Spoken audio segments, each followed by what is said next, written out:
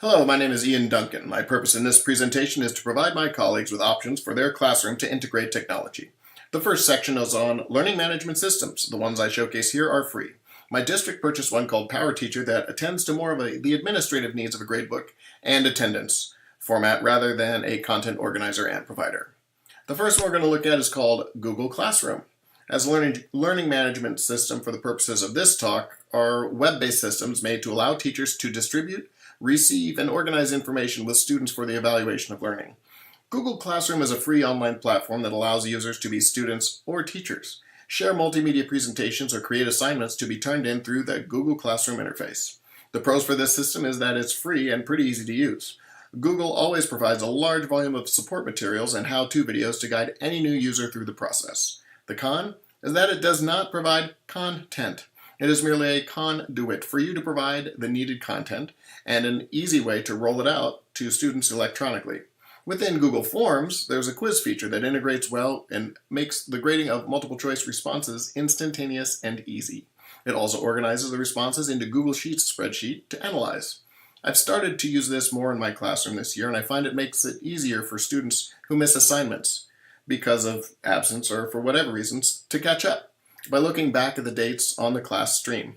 Pro tip that a colleague passed on was to have one stream per subject rather than per class. If you're a single subject teacher, the workload is reduced, and the period that is behind can start to work towards a flipped classroom model to catch up. Now, the other LMS I want to look at is called Khan Academy. Khan Academy is another form of LMS. I just said that. Started by Saul Khan, whose vision it was to create a resource where anyone could learn anything for free. Khan Academy does just that. As an LMS, you can use Khan Academy to assign lessons and provide content that is already curated to meet the needs of your students' specific learning targets in all subjects. It includes quizzes, instructional videos, repeated practice, and if you sign up as a teacher, you can monitor students' progress. Sometimes, if there's a topic I have not touched on in a while, I will take a lesson to sharpen my skills.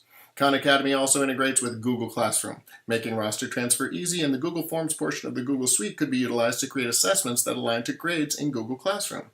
The Google Classroom class stream provides the same assignment to all students. The Khan Academy LMS has the ability to tailor the instruction to go as fast or as slow as the student needs. Website creation tools, Wix.com. Wix.com for me was very easy to use. Now, before you go making excuses for me like, oh, but he's supposed to know all about that technology, please bear in mind that I am a creative and usually things don't work the way I think they should or have not been asked to work that way yet. I hear, quote, I've never been asked that question before. That's a great question. I'll have to get back to you, end quote. So if it's easy for me as a different thinker, it will probably be easy for others. The other thing I like is the price tag, free. There are many reviews out there, for most of which I agree with. I speak from personal experience. If you are willing to put in a little bit of time, you will be rewarded. Limitation or drawback might be the formatting in the pre-populated slides. On the plus side, they do put real words in them, so they make sense, even if the words are filler. Unlike the Latin and gibberish of former versions of other website creation tools. Con, their free curated photo gallery and layout is somewhat limited.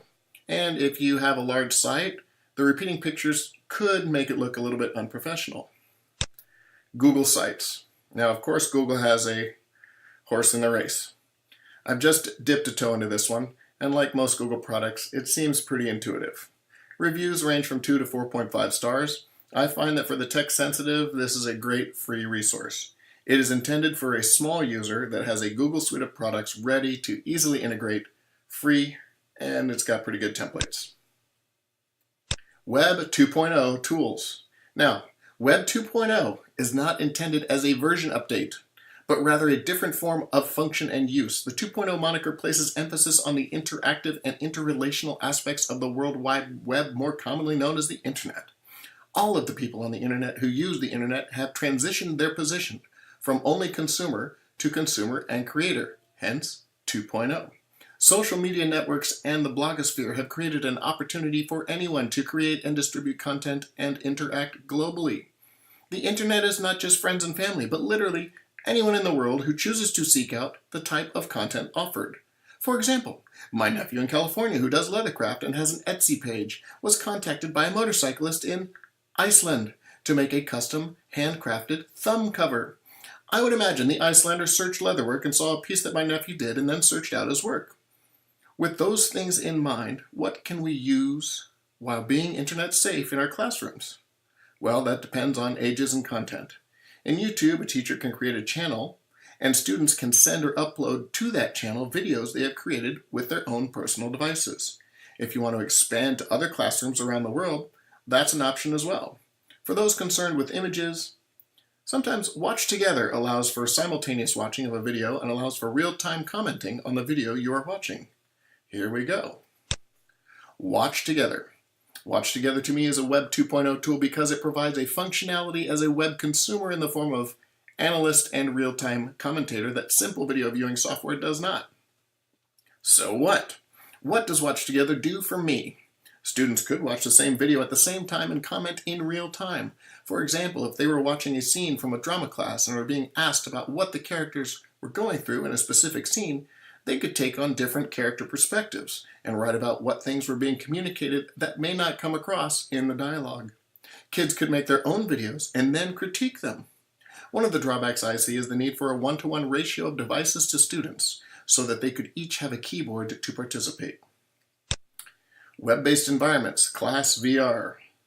Best Buy has VR classroom Google Expedition kits, 30 devices, for just $10,000, all inclusive. So what? Why would I want this in my classroom? Yet another distraction from my textbooks. Well, society seems to be spending less and less time with books and more time with devices. Adults are spending time on Facebook and Instagram watching videos and pictures of places where they currently are not. It's rather ironic that we look into a device to see what's going on in a place that's not where we are, rather than being present and trying to enjoy what's going on around us and what we are a part of. Students yearn for field trips and opportunities to explore and experience something different, so why not leverage that interest into a lesson using the technology available? Google Cardboard. The app is available in iOS and Android. It requires the student to have their own phone or device, and they can use a school device, iPad most likely. The best feature is the affordability. With school budgets being what they are, this amazing technology is harnessed in the camera lens of our phones and has come to the classroom with many students having access to the internet via school Wi-Fi and already in possession of a smartphone that virtual tours around the world are just $10 away. There are several available versions of headsets to use as VR viewers. Inquiry-based learning tools, Kids Discover. Kids Discover is a great reading program that is free to start with. It provides 3 different reading levels on multiple subjects. Bubble. Bubble.us is a mind mapping brainstorming site. They offer several tutorials. Mind mapping is a great way for students to create their own graphic organizers for a specific topic. It invites Socratic investigation and connections within the topic that are made tangible by the connective line drawn between ideas. Connect the thoughts, not just connect the dots. Online learning environments, the MOOC, Massive Open Online Course, because we always need more acronyms. Want to learn? Here you go, and they're free. Now, edX is the competition to Coursera. There are many providers. I listed the 2 that seem to be the heavy hitters with the most online pull. The advantages to the MOOC is that you can get the best content from around the world, oftentimes for free, through the internet. If your goal is to amass knowledge and share love of learning with your students, an MOOC is a way to do that. Consider taking a course, and then retaking a course with your students. Here are my references. You can freeze that screen if you like, because I got some more.